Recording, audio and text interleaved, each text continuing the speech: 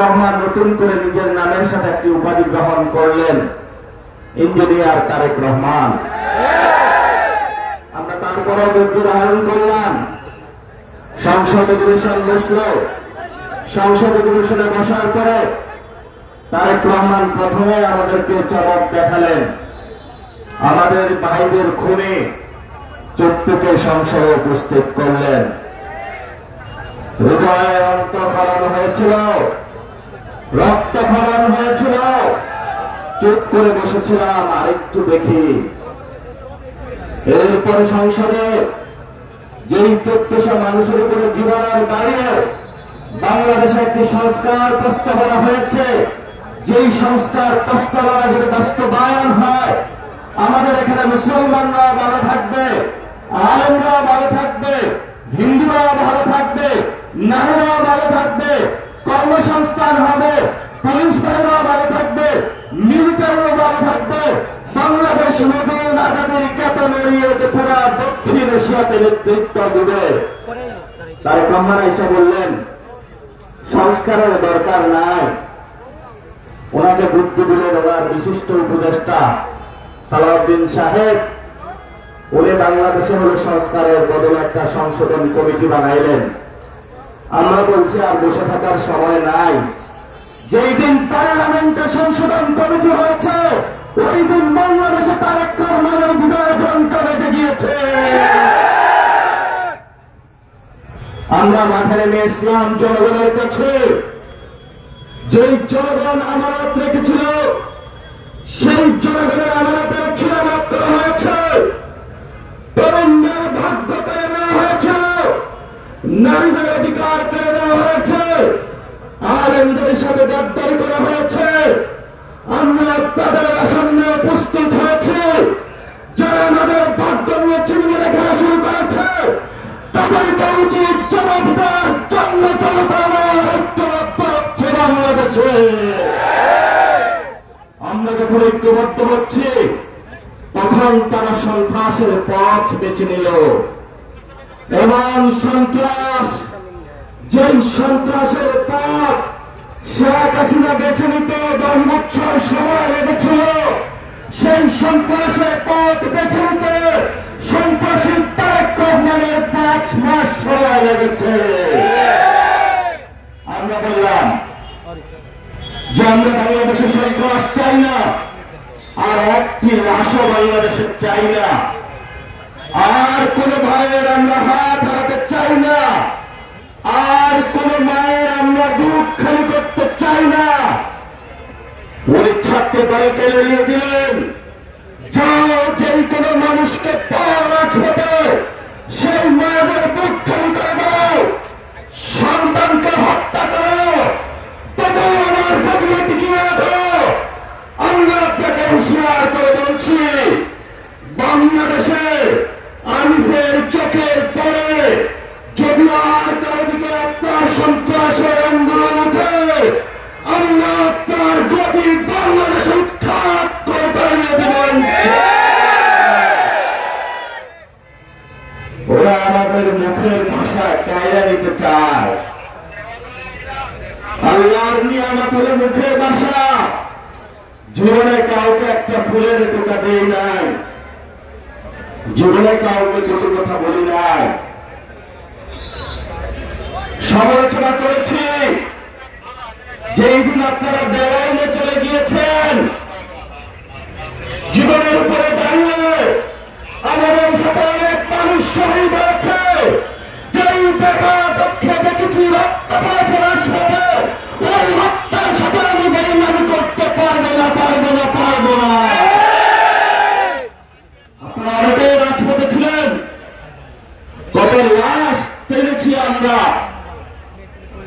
যেই লাশ আমরা কাঁধে নিয়েছি ভাইয়ের, ওই দিনে আমরা শপথ নিয়েছি যতদিন আল্লাহ আমাদেরকে বাংলাদেশে জীবিত রাখে, ততদিন বাংলাদেশে কোনো আমরা আর ফেরাউনের সাথে আপোষ করবো না, করবো না, করবো না। আপনি মনে করেছেন কাউকে হত্যা করলেই, মুখ বন্ধ করলেই আপনার গতি শক্ত হয়ে যাবে। ওই রাখবেন না। এই গতি আমাদের, এই গতি বাংলাদেশের জনগণের। শহীদ জিয়া মরে গিয়েছেন, বেগম খালেদা জিয়া চলে গিয়েছেন। এখনো যদি সামনে থালা ধরেন, জিয়া ব্যবসা চালান, জিয়ার ব্যানার দিয়ে দুর্নীতি করেন, জিয়ার ব্যানার দিয়ে টেন্ডারবাজি করেন, খালেদা জিয়ার ব্যানার দিয়ে টেম্পু স্ট্যান্ড দখল করেন, খালেদা জিয়ার ব্যানার দিয়ে বাস স্ট্যান্ড দখল করেন, আমরা বলবো তোমরা জিয়া পরিবারের অসম্মান করছ। যারা জিয়া পরিবারের অসম্মান করছে আমরা তাদেরকে বলবো জিয়া পরিবারের নাম দিয়ে, জিয়া নাম দিয়ে কোন নতুন বাংলাদেশের ব্যবসা আমরা করতে দিব না, দিব না, দিব না ইনশাআল্লাহ। 70 বছর কি করেছেন? পড়ার টেবিল থেকে এসে একজন কৃষক ধানের ক্ষেত থেকে উঠে এসে একজন শ্রমিক রিক্সা বন্ধ রেখে ওই দিন খালেদা জিয়াকে মুক্ত করতে গিয়েছিল। তারা খালেদা জিয়াকে সসম্মানে বিদায় জানিয়েছিল, বীরের সম্মান বাংলাদেশ দিয়েছে। সেই সম্মানকে যদি আপনি কলঙ্কিত করেন, আমরা খালেদা জিয়াকে কলঙ্কিত তারেক জিয়াকে করতে দিব না, দিব না, দিব না। খালেদা জিয়া গণতন্ত্রের পথে হেঁটেছিলেন। এই গণতন্ত্রের পথ যদি আপনি রুদ্ধ করতে চান, আমরা তো দেখি নাই ক্যাম্পাস জীবনে যখন ছাত্রলীগের সামনে দাঁড়িয়েছি 100 ছাত্র দলের পোলাদায় দেখেছি, এখন 90 ছাত্র দল সৃষ্টি হয়েছে। কারণ আপনারা যারা এখানে তরুণ প্রজন্ম এসেছেন, বাংলাদেশে মেধার পরীক্ষাতে কোন চাকরি পাওয়া যাচ্ছে না। নতুন ভাবে তারা কোটা চালু করেছে। ছাত্র দল যদি করে তাহলে চাকরি হবে, যুব দল যদি করে তাহলে চাকরি হবে। আমরা আপনাদেরকে হুঁশিয়ার করে দিতে চাই, যদি বাংলাদেশের কোন চাকরির ব্যবস্থায় নতুন করে আবার কোটা আরোপের চেষ্টা করা হয়, সেইভাবে আমরা সেই সময়ে গণভবন দখল দিয়েছিলাম, জনতা আবার গিয়ে গণভবনে বসে ছাত্র দল আর যুব দল কোটা নামক বাংলাদেশে চিরতরে বিদায় করবে।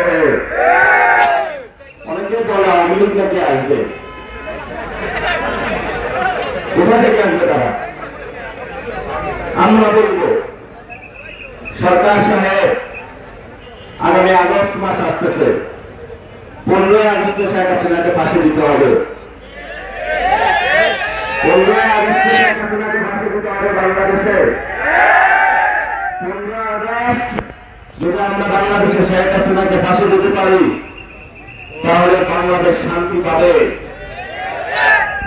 এবং যদি আপনি এটা না করেন, তাহলে আমরা বলব বাংলাদেশের তরুণ সমাজ প্রস্তুত আছে, আমরা ইনশাল্লাহ ক্ষমতা চালাইতে পারব।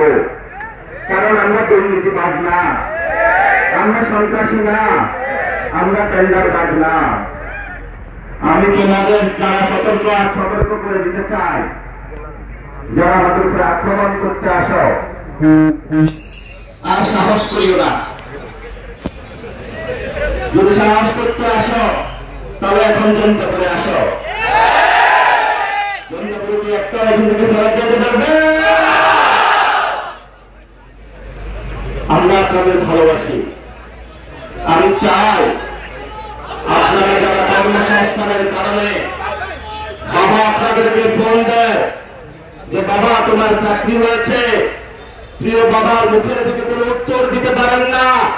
প্রিয় তোমার ফোন দেয় তোমার চাকরি হয়েছে, উত্তর দিতে পারেন না। বাবাকে চিকিৎসা দিতে পারেন না, মাকে একটা নতুন কাপড় কিনে দিতে পারেন না। আমরা বলবো ঘুরে দাঁড়ানোর সময় আছে, ওরা দিয়ে কিছু হবে না, করতে হবে আমাদের। নতুন করে ঘুরে দাঁড়ানো বাংলাদেশের তরুণ সমাজ। তারেক রহমানের উপরে আর আমাদের আস্থা নাই, ওনার গদিও আর রক্ষা নাই। নতুন বারে বাংলাদেশ সাজাইতে হবে। এই যদি সাজাইতে হয়, জৈন্তাপুরের মতন পুরা বাংলাদেশ বানাইতে হবে। জৈন্তাপুরে শুনেছি মাদক কমে গিয়েছে, জৈন্তাপুরে শুনেছি টেন্ডারবাজি কমে গিয়েছে, কারণ জৈন্তাপুরের যারা জনতা তারা টেন্ডারবাজ দেখা মাত্রই তাদেরকে দৌড়ানোর উপরে রাখে। আপনারা কি আজকে থেকে দৌড়ানোর উপরে রাখতে পারবেন আরো তাদেরকে? ব্যবসায়ী ভাইয়েরা আপনারা দেওয়া লাগবে না। আজকে থেকে আপনাদের দায়িত্ব জৈন্তাপুরবাসী নিয়ে নিয়েছে। কোন ব্যবসায়ীর কাছে যদি কেউ টাকা চাইতে আসে, আপনারা তাদেরকে কি করবেন? ভালোবাসবেন, আদর করবেন, একটু ভালো করে আদর করে দিবেন। যদি কেউ চাঁদাবাজি করতে আসে আদর করতে পারবেন না? আমরা অনেকটাই আদর করেছি আগে, এবারও আদর করতে সক্ষম হব। আমরা হুঁশিয়ার করে দিচ্ছি, বাংলাদেশে এইসব ভণ্ডামি চলবে না। নতুন বাংলাদেশে যদি কেউ ভণ্ডামি করতে চান, আমরা বলবো মাদ্রাসা খানকা যান, তওবার দরজা খোলা আছে এখনো। আমরা এখনো আপনাদেরকে নিতে প্রস্তুত আছি।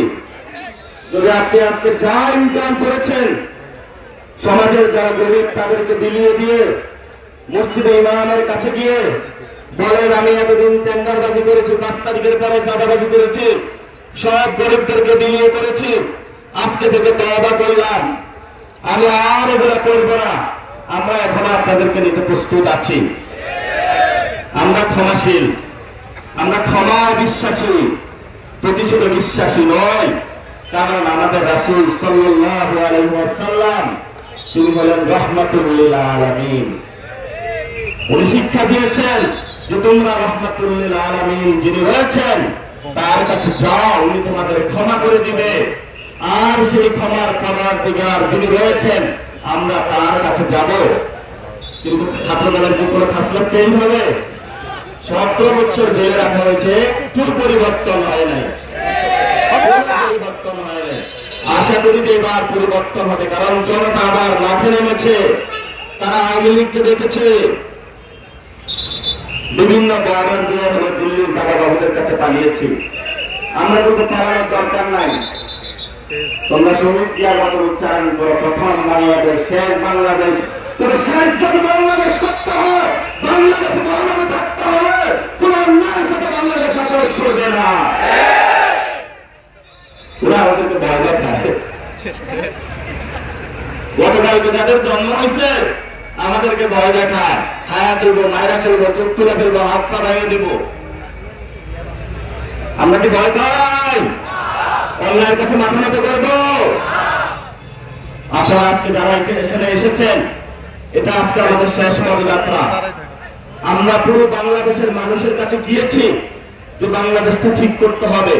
তারেক রহমান বেলাইনে চলে গিয়েছে, তাকে লাইনে নিয়ে আসতে হবে। যদি লাইনে না আনা যায়, তাহলে ওকে লাইন থেকে বাদ দিয়ে আমাদের ক্ষমতা নিয়ে আমরা ইনশাআল্লাহ সিরাতুল মুস্তাকিমের পথে চলবো। রাজি আছে? আমাদের পেটে লাথি দিয়ে, তরুণদের পেটে লাথি দিয়ে কেউ বাঁচতে পারবে? স্বয়ং মুজিবের বদলে লাগেছে। আর আপনি তারেক রহমান তো অনেক ছোট মানুষ, প্রধানমন্ত্রী কিছু বললেন, পরের দিন প্রধানমন্ত্রীর অনেকগুলো লোক সেট খুঁজতে আমার ভিডিও গুলা কাট কাট করে প্রচার করা শুরু করে এবং যা ইচ্ছা তা হলো গালাগালি শুরু করে। ফেসবুকে তাও সামনাসামনি আসতে বলে, নাসির ভাই আমিও তো বিপদে আছি, আমার বলা তারা চাকরি হয় না। তাহলে বললাম ঝামেলা কি হয়েছে? আমরা 17 বছর যারা জেল খাচ্ছি তাদের কোনো কিছু নাই, এখন হাওয়া বদল নতুন করে লন্ডন থেকে এসেছে, ওরাই সবকিছু কামাই করে। আর সবচেয়ে বড় বিপদে আছে বিএনপি। আমরা আপনাদের বলবো, আল্লাহ রাস্তায় হেদায়েতের পথে চলে আসেন। আমরা আপনাদের কাছে আবেদন নিয়ে এসেছি। এই আবেদন আমাদের না, এই আবেদন শহীদ ওসমান হাদি যেই পালন করেছিল, চরম যুগ ছিল এই যুগ না।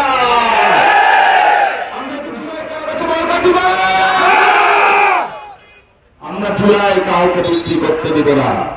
জুলাই যে স্পিরিটটা আমরা বাংলাদেশে আজীবন রাখবো, যুগে যুগে ফেরাউন যারা সৃষ্টি হতে চাইবে তাদেরকে আমরা লাল কার্ড জড়িয়ে দিয়ে বলবো, জুলাইয়ের সূর্য সন্তানেরা এখনো বাংলাদেশে জীবিত আছে।